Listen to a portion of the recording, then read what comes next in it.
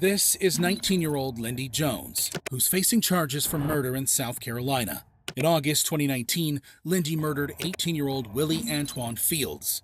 Following investigations, Lindy Jones and his younger brother, Jalen Jones, were arrested. Now in court, the mother of the victim, Angela Fields, has some words for Lindy. Honor, I just want to let you know what they took from me. They took away my only child.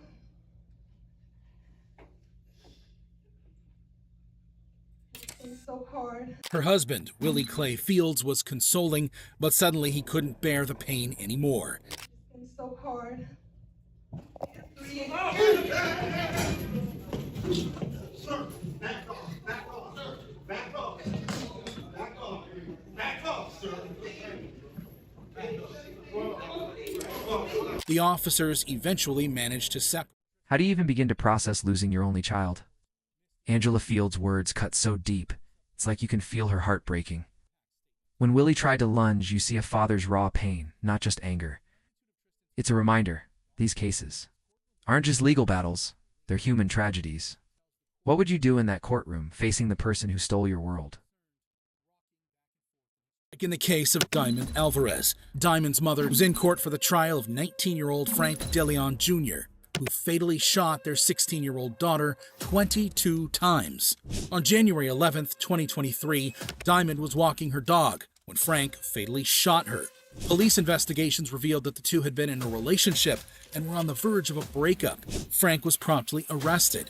If you thought Frank would show remorse for his crimes, be prepared for his jaw-dropping conduct during the proceedings. In court, Diamond's mother tells the man who had wickedly ended her daughter's life how she felt. As she was giving her statement, Frank smirked at her. Enraged, Diamond's mother went to confront him. But before she could make it to the smirking murderer, the situation escalated. Diamond's uncle jumped in from the gallery and attacked Frank. Frank's mother rushed to his defense by attacking Diamond's mother, prompting Diamond's aunt to go after her.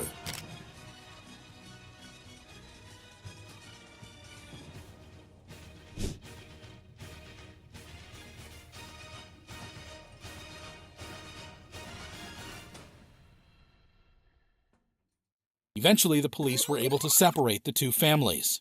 Following the brawl, Diamond's mother told the media, "It was wrong of me. That was wrong of us because we're not monsters.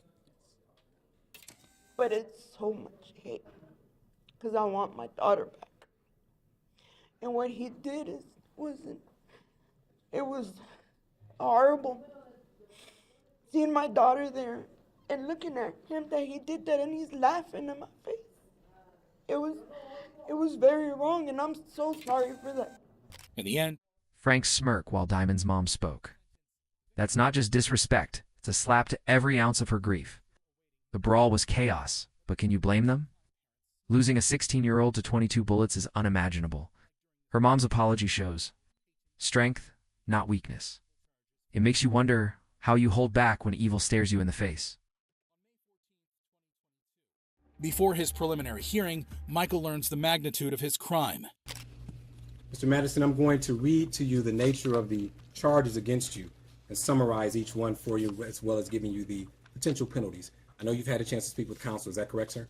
Yes. In the first charge, you're charged with aggravated murder in violation of Ohio Revised Code 2903.01. It states that on or about the 22nd day of July, you did purposely cause the death of an unidentified female while committing another felony. The offense was committed 1 week to 9 months prior to the finding of the body. That is a Jane Doe murder. The second murder is the same date, on or about the 22nd day of July. Michael Madison did purposely cause the death of an Angela Deskins while committing another felony. The offense was committed 3 weeks or a few weeks prior to the finding of the body. And then there's a third murder charge. On or about the 22nd day of July, Michael Madison did purposely cause the death of an unidentified female while committing another felony. The offense was committed 1 week to 1 month prior to the finding of the body. All of those are felonies of the first degree because they are aggravated murder. They are punishable by a possible death or life in prison and a $100,000 fine. You understand that? Now in court, Van Terry, the father of one of the victims, addresses the judge. How you doing, Your Honor? My name is Van Terry. Right now, I guess we're supposed to, in our hearts, forgive this crime. Van Terry now turns to speak directly to Michael. Taking my child.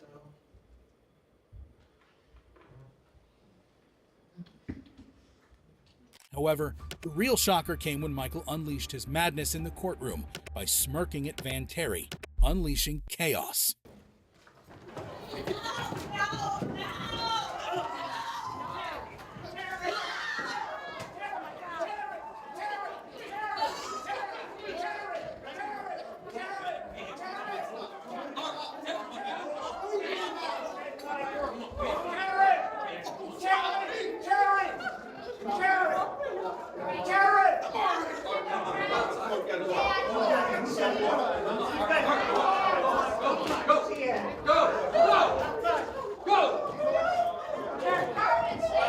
Eventually, the police were able to restore order and the proceeding continued. Now, it's time for the jury to give their decision. We therefore unanimously find that the sentence of death should be imposed upon the defendant, Michael Madison. Following the jury's recommendation, Judge Nancy McDonnell reads her sentence. I am struck by the sheer inhumanity of what one human being can do to not one, but 3 human beings. It is incomprehensible. You cajoled, lured, and deceived Shatisha Shealy, Angela Deskins, and Sherelda Terry to your apartment for your depraved purposes.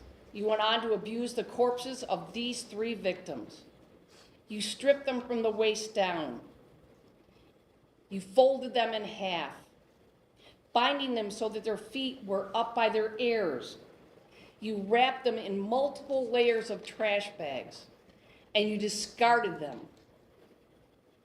Upon consideration of the relevant evidence, the testimony exhibits admitted in mitigation, it is a judgment of this court that the aggravated circumstances of course of conduct, felony murder, kidnapping, felony murder,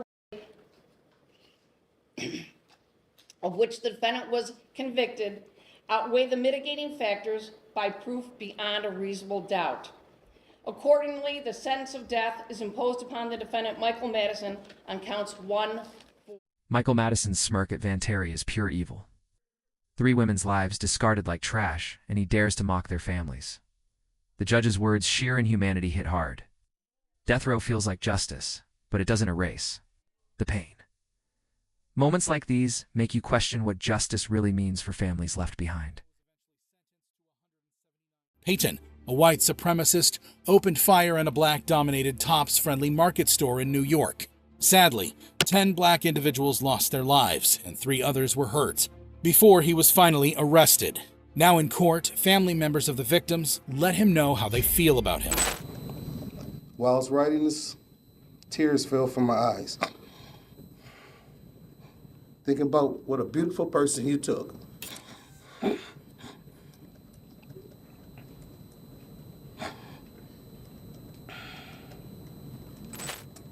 My daughter, Robbie Drury, was a young woman. She was not married. She had no children. She never will. Robbie was our youngest daughter. When people ask, how many children do you have? I don't know what to say. You destroy our lives forever. It's not a day that goes by that I won't remember May 14th and being 2 minutes sooner. I could have been in that store. And all I think about is, could I have saved my aunt? Could I have helped her get away from the bullets? Or could my mom be suffering more and lose her daughter, her granddaughter, and her sister?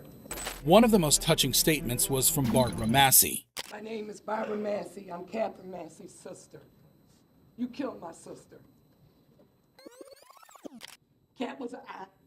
She was a great aunt. She was a cousin. She was a friend.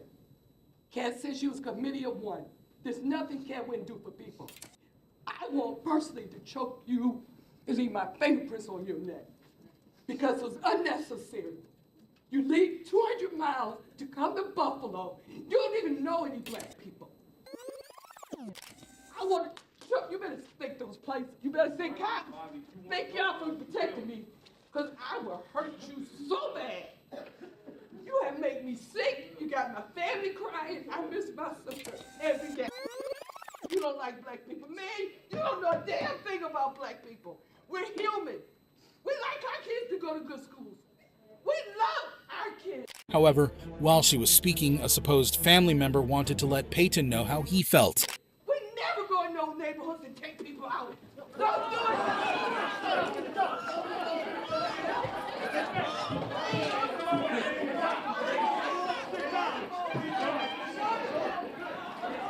Luckily, the police were able to calm the situation.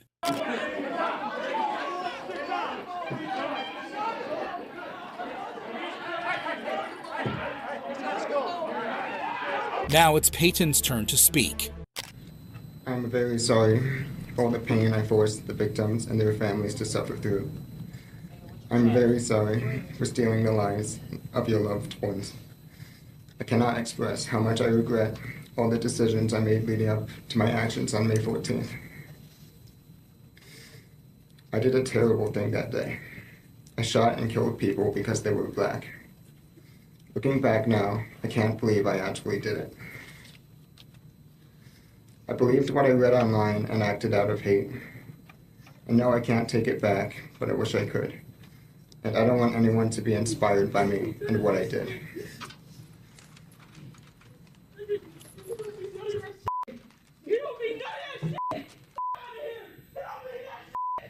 Eventually, the judge reads her sentence.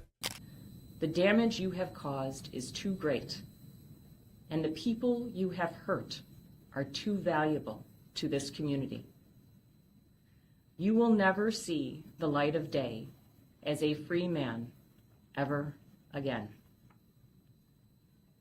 It is the judgment of this court for your conviction under the first count of the indictment, a domestic act of terrorism motivated by hate in the first degree, an A1 felony, that you be sentenced to life imprisonment without parole. Payton was sentenced to life imprisonment without the possibility. Barbara Massie's voice trembled as she spoke about her sister. It's haunting. Payton's apology felt hollow against the weight of 10 lives lost to hate. The judge's sentence was firm, but life without parole doesn't heal those families. Hate crimes like this tear at our humanity. How do we stop this cycle of pain?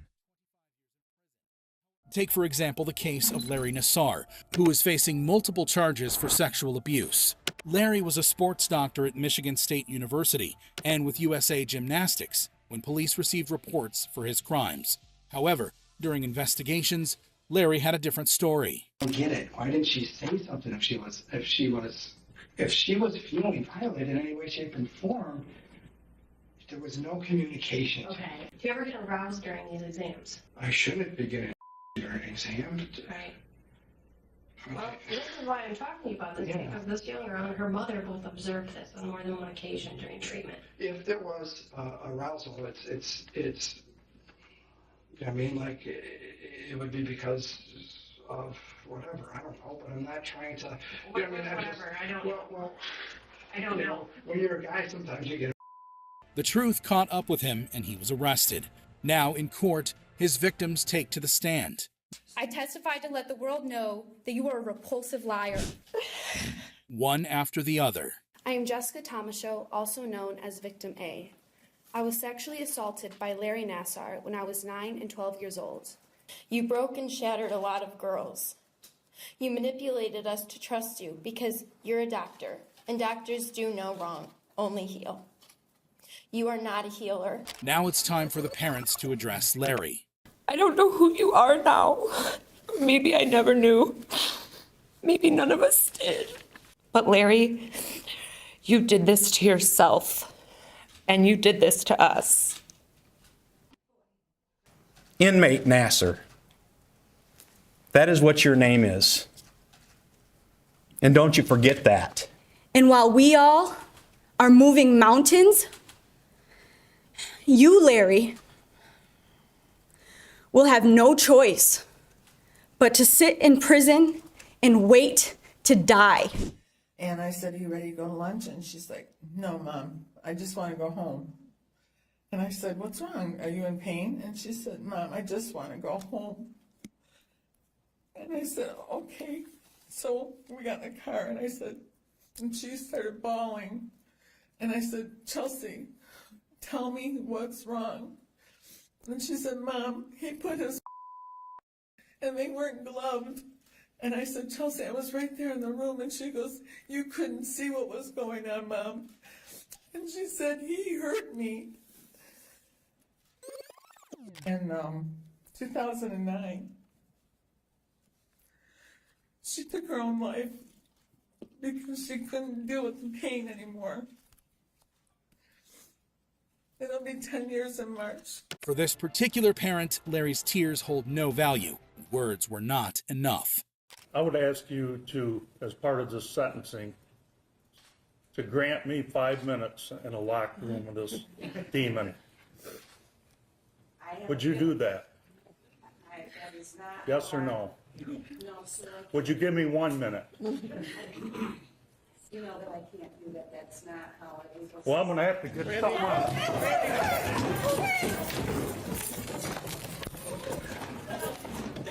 Stay down. Stay down. I understand. Let me have that son of a bitch. I understand, but stay down. I want that. Stop fighting. Behind your back. Put your hands behind your back. I want that son of a bitch. Put your hands behind your back. I know. Give me 1 minute with that bastard. Go ahead. You guys are Eventually, Larry takes to the stand. What I'm feeling pales in comparison to the pain, trauma, and emotional destruction that all of you have feeling. There are no words that can describe the depth and breadth of how sorry I am for what has occurred. An acceptable apology. In the end, the judge gives her sentence. I find that you don't get it, that you're a danger. You remain a danger. I am a judge who believes in life and rehabilitation when rehabilitation is possible. I have many defendants come back here and show me the great things they've done in their lives after probation, after parole.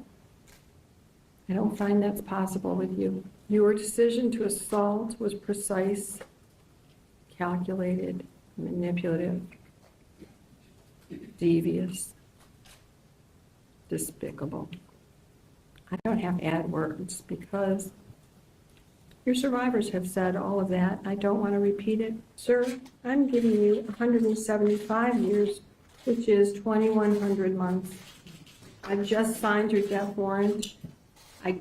I need everyone to be quiet. I still have contempt powers. I told you I'm not nice. Thank you. That's all for the record. Larry. Hearing that parent beg for 1 minute with Nassar broke me. Those victims, so young, trusted him, and he shattered them. The judge's 175-year sentence was a roar of justice, but doesn't undo the betrayal. These survivors are warriors. Their voices remind us that evil can't silence truth. What does healing look like after this? Just for murder. A disagreement about smoking led Vashon to fatally shoot his wife, Jamie Thomas Flowers. Now, in court, the daughter of the victim tells the court what happened. He was irritable and said that he was a grown man. If he wanted to buy cigarettes, he would buy cigarettes. He got down on the ground and started choking my mother. Actually, I heard, "You don't have to do this, Vashon. Please don't do this. You don't have to do this." And then I heard gunshots. But during the sentencing, London Thomas, the son of the victim, couldn't hold himself.